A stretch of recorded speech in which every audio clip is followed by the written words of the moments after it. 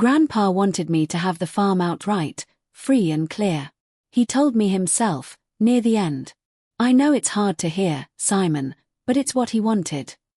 My brother said that standing at the front of the reception hall at Kessler Maple Farm, 3 hours after we buried our grandfather, holding a single folded page like it was the only proof he needed of anything.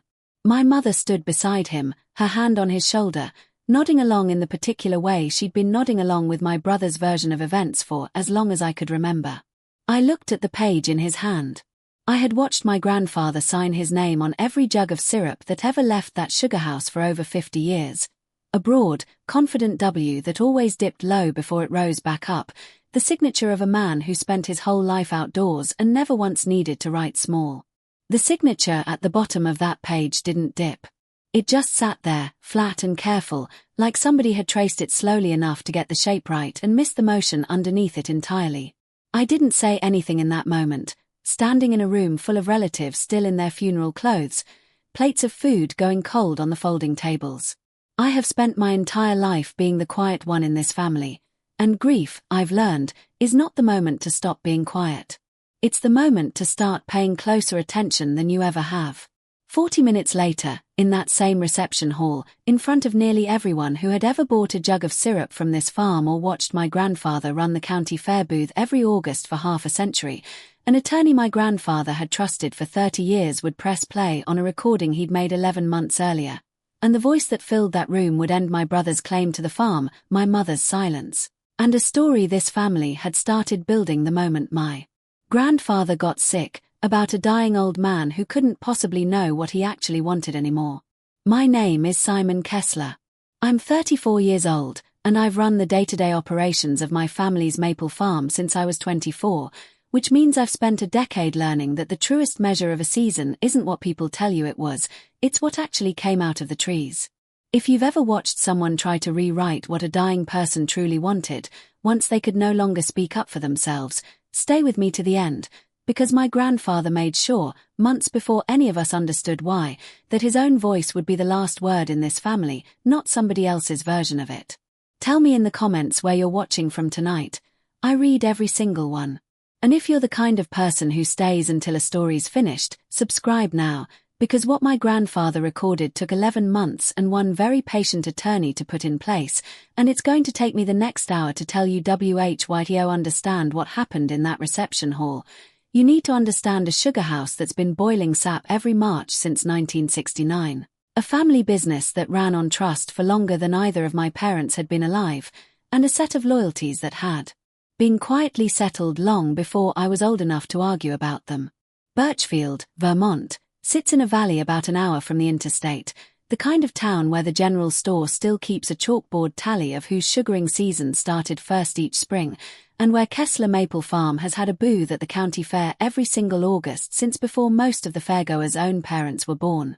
My grandfather, Walter Kessler, took over 60 acres of sugar maple from his own father in 1969 and built it, over the following 5 decades, into one of the largest independent syrup operations in the county. 5,000 taps, a modern sugar house he rebuilt with his own hands in the 90s, and a farm store that sold syrup, cream, and candy to tourists driving the leaf-peeping loop every fall. My grandmother, Edith Kessler, ran the farm store and the books until she passed in 2016. I was 24.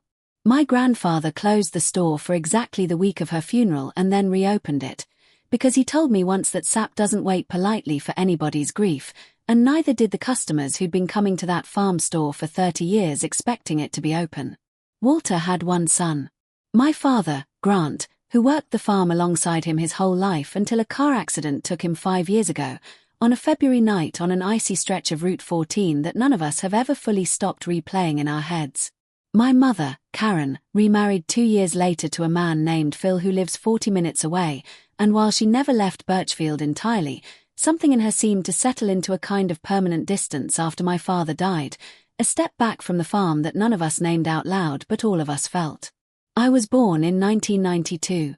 My brother Derek came 2 years later, and was golden in a way I understood without anyone ever having to explain it to me. There's a photograph from a county fair when I was maybe 9.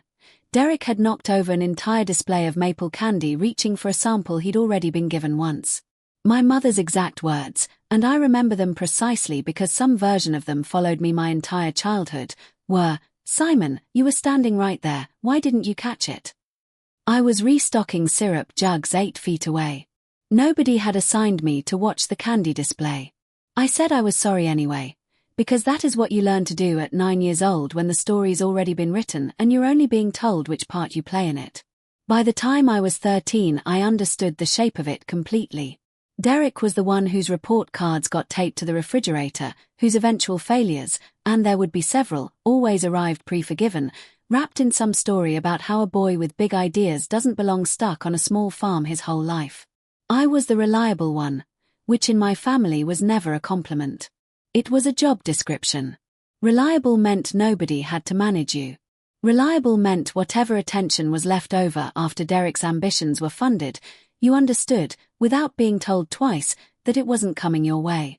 My grandfather was the one person who never played that game. From the time I was 10, every sugaring season, I was in that sugar house before school and after, learning to read steam off a boiling pan the way other kids learned to read a clock face. By 18, I could run an entire boil alone. By 24, after my father died, I quietly took over managing the whole operation, because somebody had to, and I was the only one who'd ever actually wanted to. "You've got the patience for boiling sap down right," Walter told me once. I was maybe 16. "Your brother's got the patience for talking people into things. Different gifts. But only one of them tells you the truth about how good a batch actually is." I didn't fully understand what he meant then. I understood it completely by the time I was 34. Derek wanted nothing to do with sugaring season. By 19 he decided, in his words, that he was meant for bigger markets than a farm store in Vermont, which over the following decade translated into a business degree he finished but never used in any obvious way, a stint selling commercial real estate that ended abruptly in 2020, and, more recently, a vague but frequently repeated ambition to open a proper artisanal maple retail brand in Burlington, which he estimated, at various family dinners, would need somewhere between $200,000 and $300,000 he did not have and had never been asked how he planned to get. I want to be clear that I loved my brother. I still do, in the complicated way you love someone you've watched be excused from consequences his entire life and have quietly, resentfully made peace with never being excused from anything yourself. This isn't his villain origin story. That belongs to somebody else. But you need to understand the shape of this family before I show you what it was built to hide. I never left Birchfield. I make $52,000 a year running the farm's operations, a number that has never once impressed my mother the way Derek's vague talk of the Burlington market apparently did. I drive a 2009 pickup with 200,000 miles on it and a heater that only works if you hit the dash just right. I am not, by any definition my mother would recognize, the ambitious one. I never went looking to be. What I was, without ever deciding to be, was the only son who still walked into that sugar house every single March at 4 in the morning, same as my grandfather had for 55 years before me. Walter was diagnosed with pancreatic cancer in September, 14 months before he died. He was 83. The oncologist in Burlington was honest with us from the start. Advanced stage, limited options, likely measured in months rather than years. Walter took the news the way he took most things, with a kind of steady, unhurried calm that made the rest of us feel, for a while, like maybe it wasn't as serious as the doctor had made it sound. I want to say the family gathered around him together. We didn't, not evenly. What actually happened is that I kept running the farm exactly as I always had, driving him to appointments in Burlington on the days he felt up to it, sitting with him most evenings after the sugar house closed. My mother visited more than she had in years, which I credit her for, though her visits had a particular quality to them. Warm, but rarely alone with him, rarely without Derek arriving shortly after. And Derek, who lived an hour and a half away in Burlington, started coming home almost every weekend for the first time in a decade, which struck me, even before I understood why, as a change worth noticing. Some days Walter was sharp and clear, running through the farm spring planning with me at his kitchen table like the diagnosis was a minor inconvenience rather than a countdown. Other days, especially once the pain medication increased that winter, he drifted, lost sentences partway through, called me by my father's name and looked at me with such uncomplicated tenderness that I let him. Being loved under the wrong name, I decided, is still being loved, and I was never going to correct a dying man over a technicality. In November, 2 months after the diagnosis, Derek started bringing up making sure everything's in order at nearly every visit. Gently at first, framed as responsible planning, the kind of thing any family might reasonably discuss with a terminally ill parent. I didn't think much of it initially. Then, in December, I noticed Walter seemed unusually tired and quiet after one of Derek's weekend visits, more so than his treatment schedule alone seemed to explain. Derek wants me to think about the farm's future, Walter told me that evening, staring at his tea instead of at me.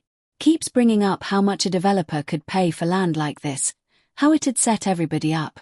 I told him I've thought about the farm's future for 55 years. I don't need his help thinking about it now. I let it go that night. I have spent a great deal of time since wishing that I hadn't.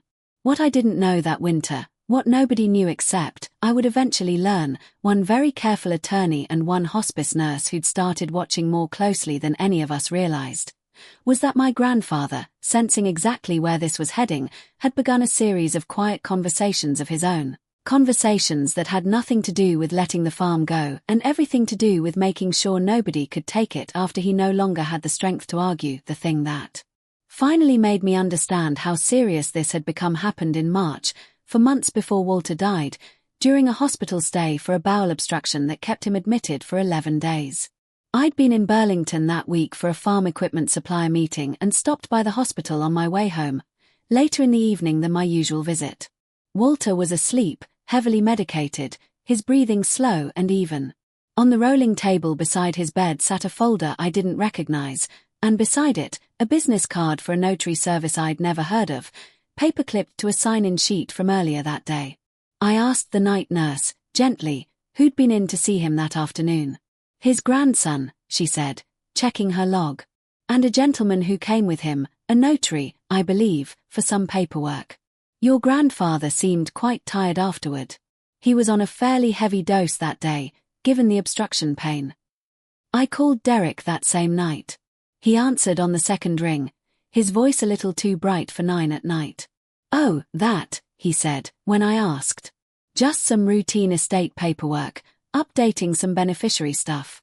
Grandpa wanted to get ahead of it, honestly, given everything. I didn't want to bother you with the details. You've got enough on your plate with the sugar house. I'd like to see what he signed. It's with the notary's office for now, standard processing. I'll get you a copy once it's all finalized.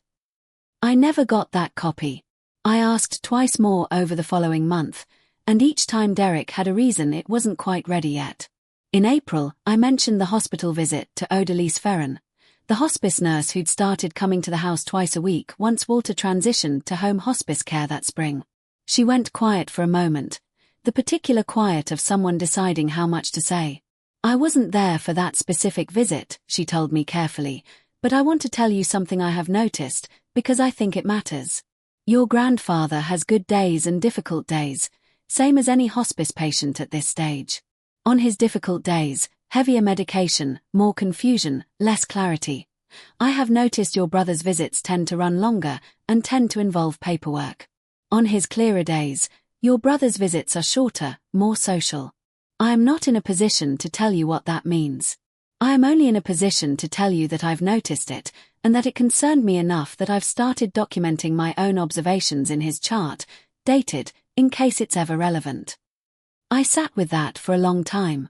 2 weeks later, I finally saw the paperwork Derek had been avoiding showing me, not because he gave it to me, but because Walter himself, on one of his clearer afternoons that May, asked me to help him go through a stack of mail, and near the bottom of it was a copy of an updated will, dated the day of that hospital stay in March, naming Derek as sole beneficiary of the entire farm and its assets, with a signature that looked, at a careful glance, close enough to Walter's real one that I understood immediately how much practice it must have taken to get it that close. If you've ever watched someone try to take advantage of a person at the exact moment they were least able to defend themselves, tell me in the comments. You are absolutely not alone, and my grandfather, it turned out, had already been several steps ahead of exactly this for months. I brought that document straight to Walter that same afternoon, my hands not entirely steady. He looked at it for a long moment, then set it down on the blanket across his lap with a kind of tired, unsurprised calm that told me, before he said a single word, that this wasn't news to him. "I signed something in that hospital," he said. "I remember signing something. I don't remember reading it first, not really, not the way I should have. That medication that week made everything feel like it was happening underwater." He looked at me carefully. "I want you to call Miriam Solberg tomorrow morning. Tell her I asked you to. She'll know what that means." Miriam Solberg had been Walter's attorney for over 30 years, a small practice in the county seat that had handled every piece of Kessler family paperwork since before my father was born. She saw me the following morning without an appointment. "Your grandfather called me in February," she told me, once I'd explained why I'd come.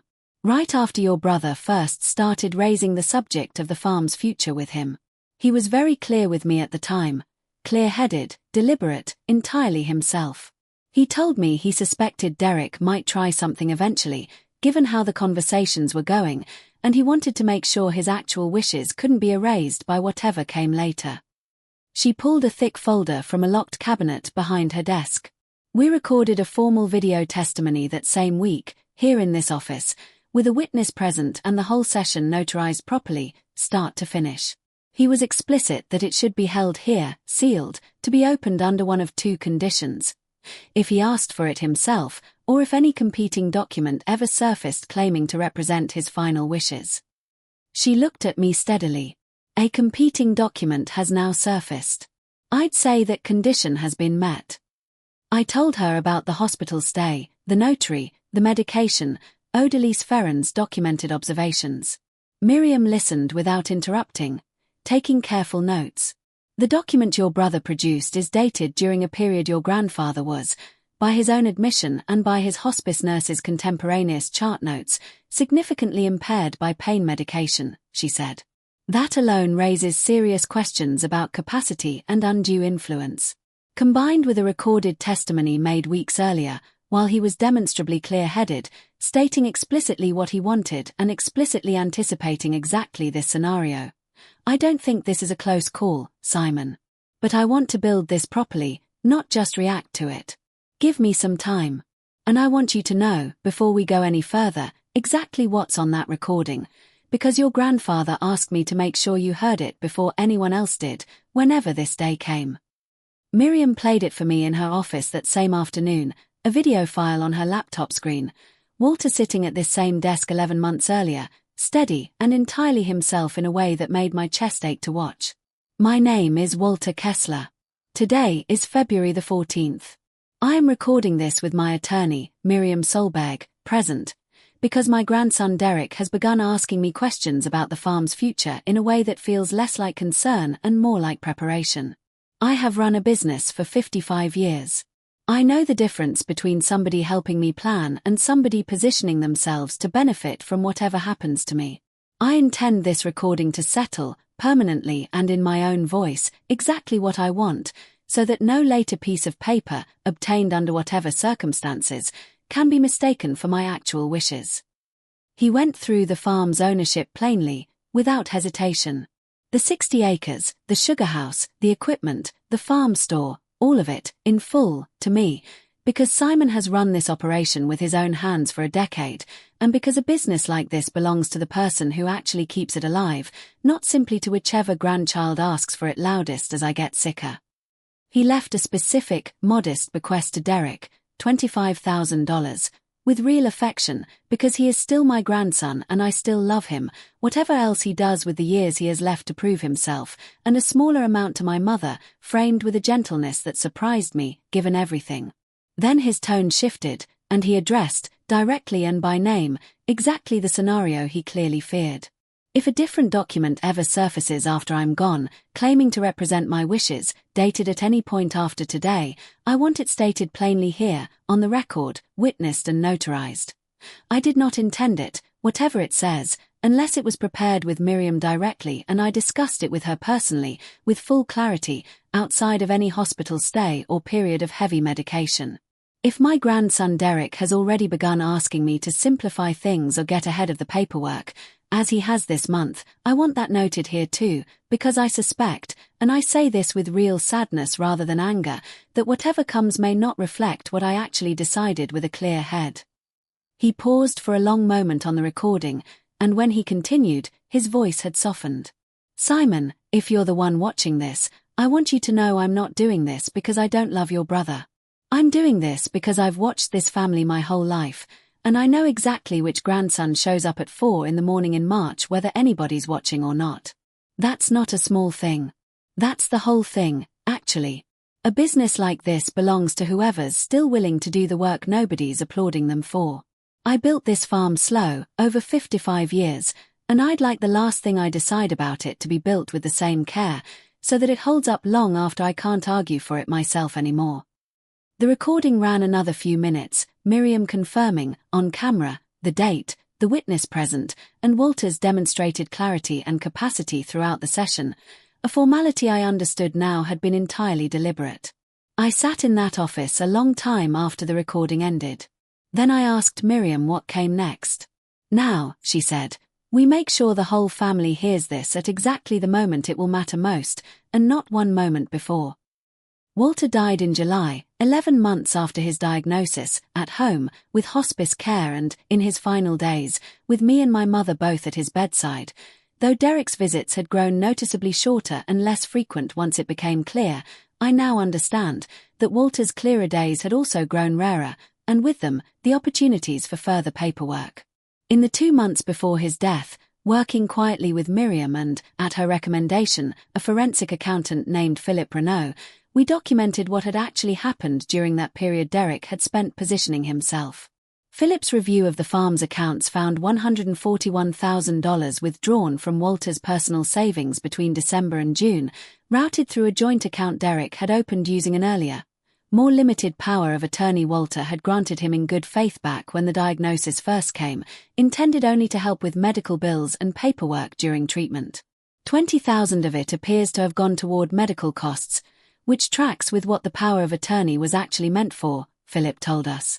The remaining 121,000 moved into accounts connected to a Burlington retail lease and build-out costs for a business registered under Derek Kessler's name, opened in March, the same month as the hospital stay.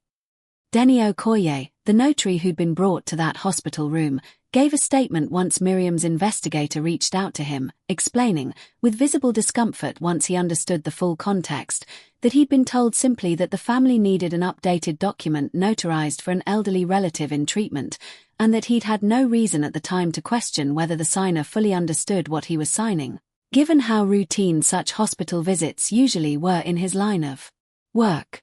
He agreed to describe, in detail, Walter's visibly groggy state that afternoon. Odalise Ferran's hospice chart notes, kept contemporaneously and without any request from our family to do so, corroborated the pattern precisely. Longer, paperwork-heavy visits from Derek clustering around Walter's most medicated, least lucid days. By the time Walter passed, Miriam had a file assembled documenting both the improper March will and the misuse of the medical power of attorney to fund a private business venture, alongside a legally airtight recorded testimony made weeks before any of it began, specifically anticipating this exact scheme. "I've handled estates in this county for over 30 years, Miriam told me, closing the file 2 days before the funeral. "I have never once seen a client build his own countermeasure this precisely, this far in advance. Your grandfather did for his estate exactly what he did for that sugar house his whole life. He didn't wait for a problem to become undeniable. He built the fix in early, and quietly, so it would already be standing by the time anyone needed it. I want to pause here, because I don't think this story is honest if I let you believe my brother acted entirely alone, or that everyone around him simply looked away without any discomfort at all. Derek's wife, Paige, called me 3 days after the funeral, before any of what happened at the reception had fully settled in this family. She was crying when I picked up. "I need to tell you something," she said, "because I don't think I can carry it quietly anymore now that he's actually gone." She told me she'd asked Derek, more than once that spring, where the money for the Burlington lease was actually coming from, and that he'd told her, each time, "Some version of Grandpa wants to help me get established before he's gone. It's already sorted, don't worry about it." She admitted she'd wanted to believe him, because believing him was easier than confronting what she'd half suspected all along. I saw the notary's card in his jacket pocket in March, she told me. I asked him about it. He said it was nothing, just some minor paperwork for the trip. I let it go because I didn't want to be the wife who doesn't trust her own husband. I think I've been telling myself that same sentence for months, Simon, and I don't think I believe it anymore. I told her what Miriam and Philip had found. I told her about Odalise Ferran's chart notes, about the $121,000, about the recorded testimony sitting in Miriam's office this entire time.